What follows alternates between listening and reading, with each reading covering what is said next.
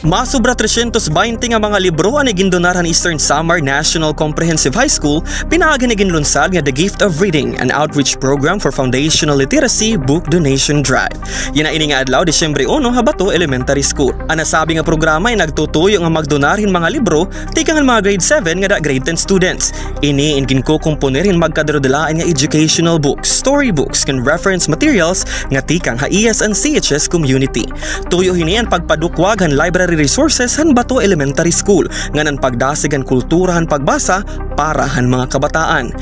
Ginbuhat ang turnover ceremony sa Bato Elementary School kundi iniin pinangunahan ng school head ng ESN CHS nga Ma'am Hazel Meneses, school head ng Bato Elementary School nga Ma'am Cleofe Bacilod, mga English teachers ng ESN CHS nga English club members ng ESN CHS kaupo din mga estudyante ng Bato Elementary School. Sumalakan Ma'am Hazel Meneses, principal ng ESN CHS, importante ang foundational literacy ha academic excellence ng personal development han mga estudyante. Nahimugso ang outreach program ng ESN CHS English Club base mapunan ang resource ng reading gap na nasabi nga eskwelahan.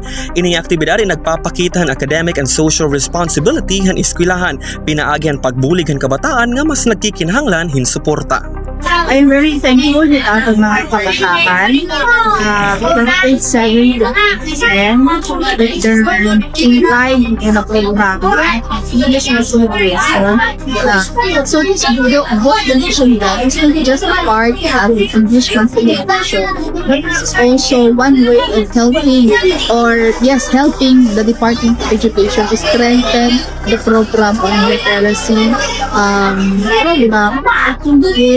program in pagsulbang sa literacy advices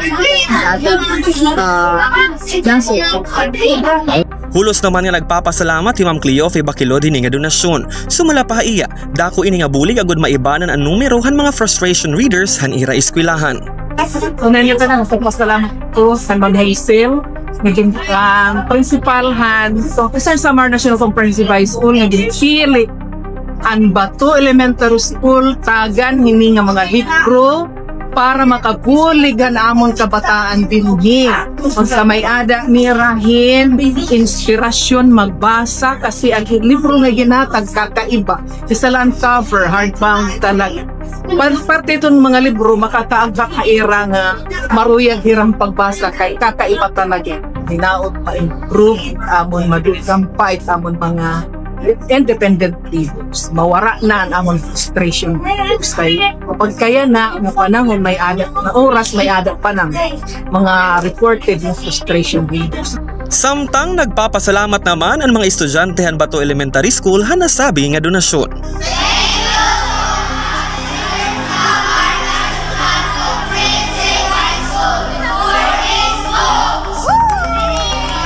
Ini nga paningkamot ang ESN CHS ay nagpapakitahan padayon nga pag-ugupan eskwelahan ha komunidad pinaagyan pagpaupayan kalidad nga edukasyon ngan pagdasig han mahinungdanon nga abilidad han pagbasa.